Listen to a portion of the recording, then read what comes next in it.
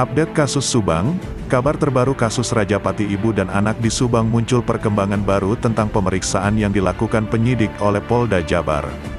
Namun sebelum lanjut, pastikan jari Anda sudah menekan tombol subscribe, dan jangan lupa aktifkan tombol notifikasinya ya.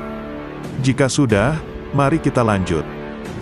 Bukan hanya memeriksa Yosef, Yoris, Danu dan istri Yoris yang bernama Yanti, tetapi juga ada 3 saksi lain yang juga diperiksa sebagai saksi kasus Rajapati Tuti dan Amel di Subang. Walaupun masih disembunyikan nama dari 3 saksi itu, tetapi ia pernah menerangkan lewat kanal YouTube Misteri Mbak Suci tentang kesaksiannya waktu melewati TKP kasus Subang itu. Pada pemeriksaan yang digelar Kamis tanggal 25 November tahun 2021 di Mapolda Jabar, setelah keluar dari ruang Direktur Reserse Kriminal Polda Jabar, salah seorang pria yang turut diperiksa pada kasus Rajapati Tuti dan Amel di Subang tersebut, menguraikan waktu malam kejadian. Dirinya pun menjelaskan ketika ia melintas naik kendaraan saat tengah malam di Kampung Ciseti, Desa Jalan Cagak, Subang. Dirinya melintas sekitar pukul 23.40 waktu Indonesia Barat, walau jalan lengang tetapi dirinya berkendara tidak ngebut. Tepat di depan rumah TKP dirinya pun melihat 5 orang. Karena tidak ngebut dirinya mengakui dapat membedakan tentang orang tersebut, ia menyebut ada 3 wanita waktu itu dan 2 pria. Saksi akui pulang jelang tengah malam waktu itu, sesudah berkunjung ke rumah saudaranya dan pulang ke rumahnya di Kasomalang. Dirinya pun melihat posisi mobil Alphard berada di luar dan masih menghadap ke garasi, dan posisi mobil dalam keadaan mati. Di belakangan mobil Alphard itu tempat ditemukannya jasad kedua korban pembunuhan, yakni Tuti Suhartini dan Amalia Mustika Ratu.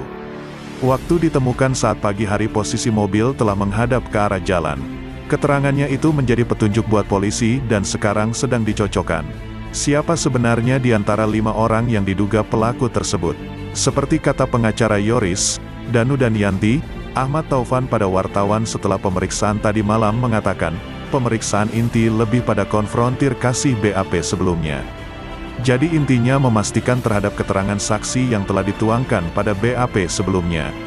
Pemeriksaan lebih pada mengulang kembali pertanyaan sebelumnya untuk memastikan apakah ada perubahan keterangan lagi atau tidak, ucap Ahmad Taufan saat dihadang wartawan setelah pemeriksaan Kamis malam.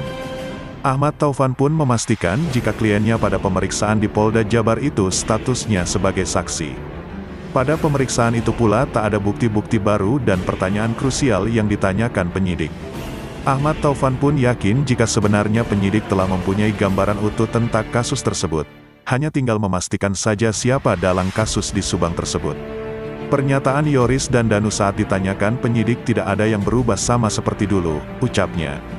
Kemudian saat ditanya tentang bukti DNA, Ahmad Taufan mengatakan jika pernyataan pada penyidik kepada Yoris, Danu dan Yanti tak ada yang mempertanyakan tentang DNA. Tetapi penyidik cuma menanyakan tentang aktivitas Danu pada tanggal 18, tanggal 19 Agustus tahun 2021 atau pada hari dan sesudah kejadian kasus pembunuhan itu. Sedangkan Yoris ditanyakan aktivitasnya waktu tanggal 17 Agustus tahun 2021 sehari sebelum kejadian pembunuhan. Diketahui, Yosef, Yoris dan Dau hari ini Kamis tanggal 25 November tahun 2021 diperiksa bersamaan saksi kasus Rajapati ibu dan anak di Subang di markas Polda Jawa Barat, Jalan Soekarno-Hatta, Kota Bandung.